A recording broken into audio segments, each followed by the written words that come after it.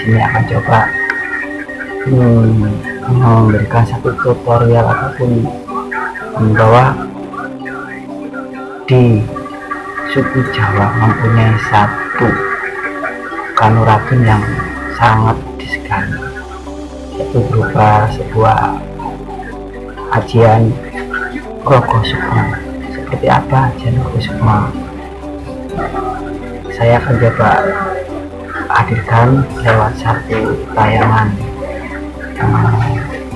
editing profesional yang mana kita sikapi dengan yang lebih bijak, tidak ada maksud unsur apa-apa, sebagai satu pengenalan budaya khususnya di